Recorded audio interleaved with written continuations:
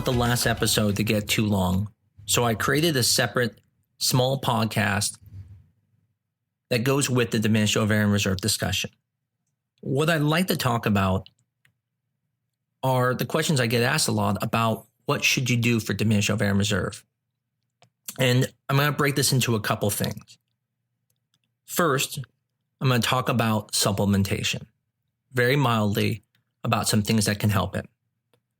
Two, we'll talk about stimulation and what goes into the thought process of how we stimulate.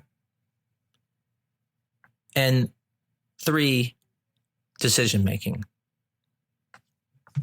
When it comes to supplementation, it is very difficult to benefit people with diminished ovarian reserve with medications and vitamins. And I'll explain a little why. If your egg quality is poor because of age, and you have a lot of abnormal embryos, like we were talking about the red M&Ms in the last talk, there's no medication that you can take that can convert your red M&Ms to green M&Ms. It's just not possible. So when we're talking about supplementation and things to improve, we're always talking about trying to get more eggs for you. And we're trying to make the eggs you do have that are already green M&Ms healthier. One of the more common treatments that people give for supplementations are going to be CoQ10, which is ubiquinol, and DHEA, which is a very mild testosterone.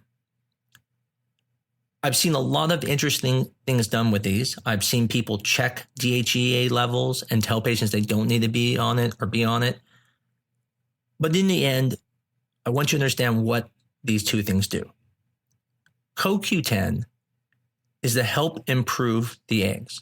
And the way it does it is that ubiquinol is kind of like a tag that tags the abnormal cells and proteins in the body to be removed.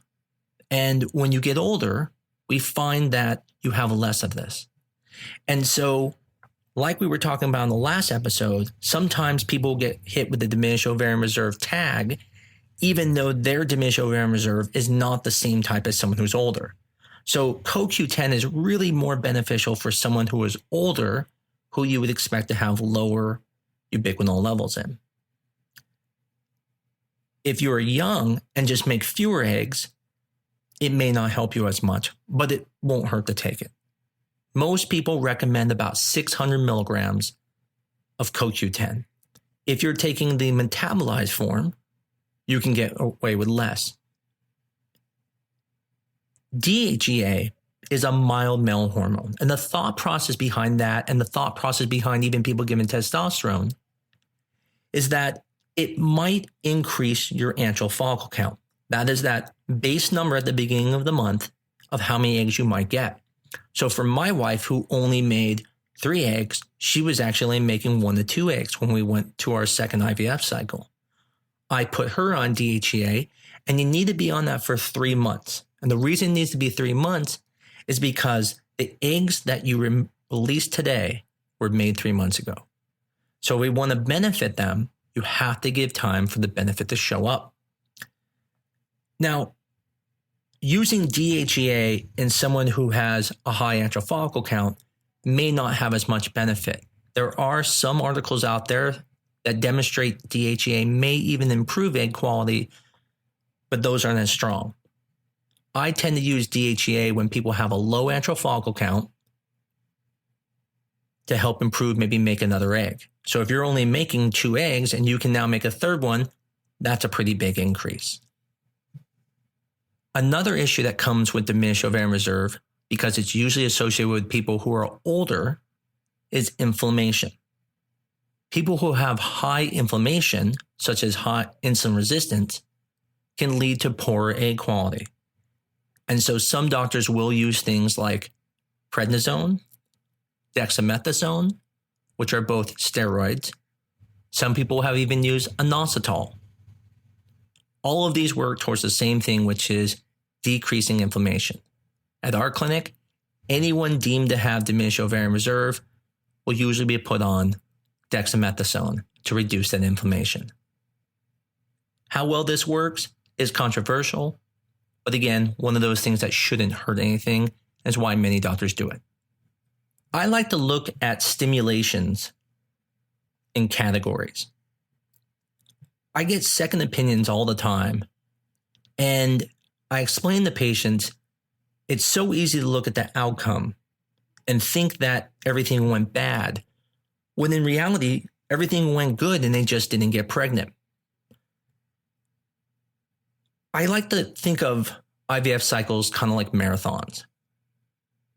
If you run a marathon, which is 26.2 miles, and you get to the end, but you come in last place, you're not going to say, well, I'm never doing this again. Because you're like, hey, I just made last place. I'm almost there.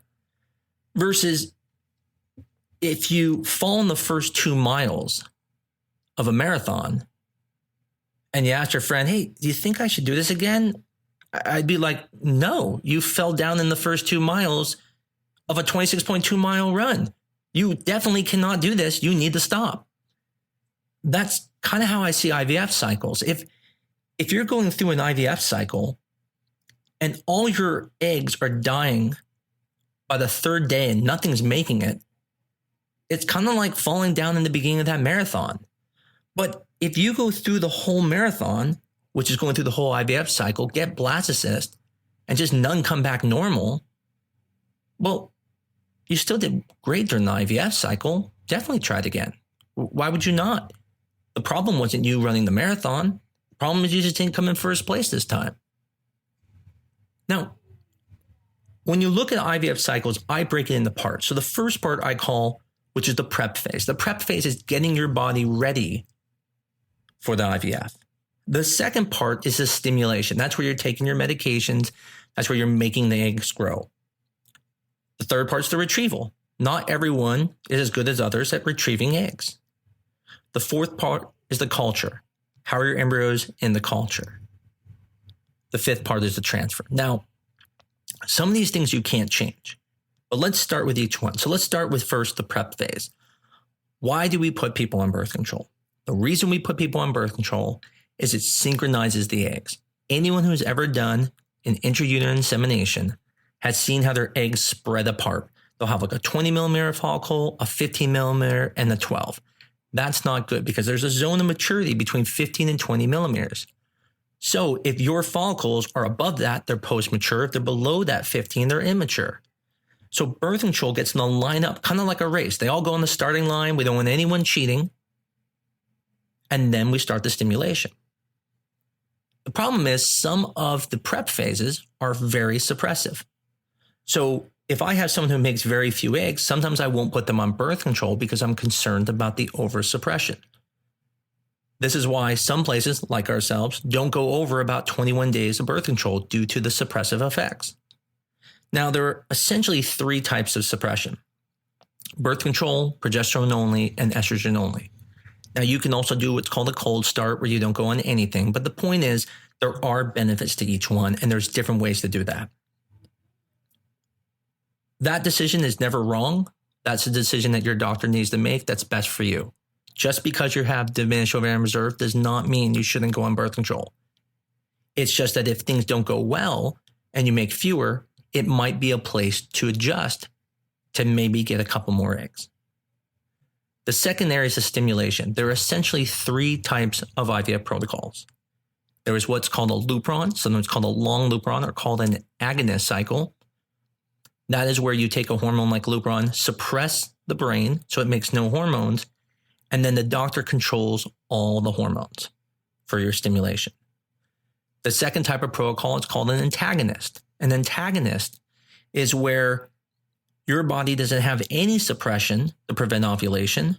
Instead, you are taking injectable medications to make the eggs grow. And then near the very end of the cycle, you take a medicine called an antagonist to prevent you from ovulating. Lupron shuts down the brain, so you have no way to ovulate. That's why you don't have to take an antagonist. But with an antagonist cycle, since you have nothing preventing ovulation, you have to start an antagonist near the end of the cycle to prevent ovulation. The last type of cycle is called either a microdose lupron or a coflare cycle. In this cycle, the very low dose of Lupron causes a flare, meaning it causes your brain to release hormones in the first 3 days that will force your ovaries to push more eggs to grow. And then on top of that, you add the medications. You can mix and match these many ways to come up with many different protocols. Even at our place, we have more than just 3 protocols, but they all tend to have those parameters. When you rank them, the most suppressive protocol is going to be a Lupron cycle. That's an agonist cycle. That doesn't make it a bad cycle. I use that as well. People who are what we call early responders, who develop their eggs too soon, who have very short cycles, do well on Lupron cycles because we shut down their brain involvement and are able to control everything. Most people go on antagonist cycles. And the reason why most people use antagonist cycles are because of the fact that an antagonist cycle allows the doctor to have the option of using a different trigger shot. Most people use HCG to make you ovulate. HCG is very similar to the hormone LH and can make you ovulate. But if you are overstimulating and you take HCG, it can put you into ovarian hyperstimulation. Whereas if you take a Lupron trigger, which causes your own body to release those hormones, it will less likely put you in ovarian hyperstimulation. Now, you can only use that with an antagonist cycle because you never suppressed the pituitary, which is what Lupron does. It suppresses the brain from making hormones. So if you were doing a Lupron cycle or a co-flare cycle, you could not take a Lupron trigger to make you ovulate because your brain is already suppressed. It would basically do nothing. When it comes to egg retrieval, I find there are some doctors who get more eggs than others. There are essentially 2 ways, I believe, to retrieve eggs. There is the method where you place the needle into the follicle and you just remove the fluid. And there's another method called curettage, where you take the needle and rub it up and down the follicle, trying to release the egg. I have no evidence that one is better than the other. I tend to use the curettaging technique and tend to have a very high egg recovery rate. There are also what are called single lumen versus double lumen needles. Again, there is really no evidence that one is better than the other. I have never had an issue with retrieving eggs, so I do not use double lumen needles, but I'm not against them. When it comes to the culturing, this is probably the biggest difference between clinics. How you culture the embryos is really everything. And that comes down to a wide parameter of things. When people talk about a good lab, what they're talking about is the equipment. A good lab has good air quality. Air quality is important because the embryos are exposed to the air every time you open an incubator. And if that air has a lot of free radicals, then those will be exposed to the embryos. Now, the way most labs clean their lab is they use something similar to a HEPA filter that takes the air and cleans it. But the problem with this type of system is that the air still comes in dirty. Now, most use an air handler that cleans the air first. There are some that are even better. At our lab, we use a system called the Life Air system, which is one of the best systems out there. Other places may use other systems that are very similar, but that is an important part, is how well do they clean that air. The second part of culturing is what type of incubators they use. Some places use traditional incubators, which look kind of like refrigerators. You open them up, and all of your embryos, yours, your neighbors, and everyone else's, are in that incubator. The bad thing about this is every time they open that incubator and close it, every single embryo gets exposed to that air. And it takes that incubator, because it's so large, more time to get back to equilibrium, because embryos don't like oxygen. Incubators have very low oxygen. Unfortunately, embryologists like oxygen and they won't live without it. So we have to have oxygen in the building when they're working.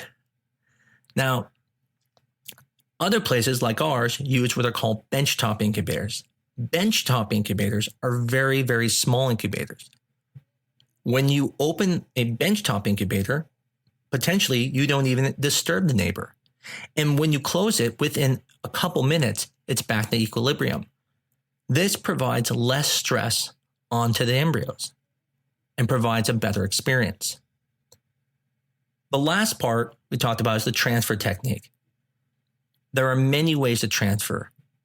I think the most important thing when you're talking about transfer is that you want a doctor who's going to look at transfer as there can be problems. I go through the transfer. I put tons of notes on my transfer to let me know if something went wrong. So in the future, if I have to do another transfer, I can let the patient know where we're making changes. One of the best things that have come around for the transfer is a test called an ERA, which we will do an episode about at some point.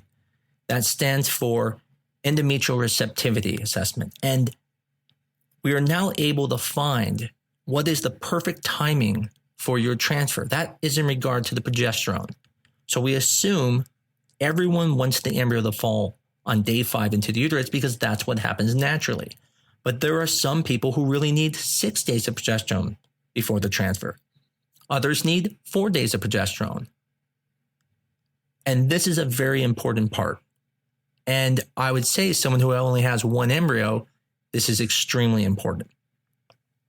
So what was the purpose of going over cycles and understanding this? Because when we talk about diminished ovarian reserve, this stuff becomes important.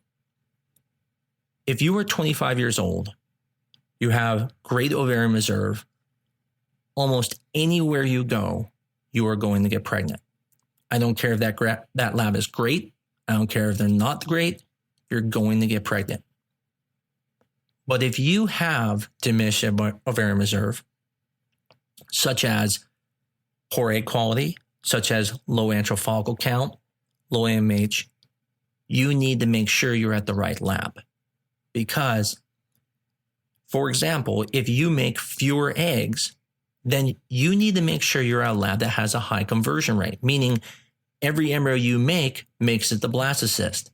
Now, no lab can make an embryo make it the blastocyst if it's a bad egg. But the point is, if you're only getting 2 or 3 eggs, you can't have a lab that has higher free radicals in their air and a poorer incubator that makes your embryo not make it to the end because you don't have as many chances. On the same token, if you only have 1 egg to put back because you have such severe diminished ovarian reserve, you do not want to be at a clinic that's just guessing when to put the embryo back. You want to be able to look at that ERA and say, that's going to give you my best chance.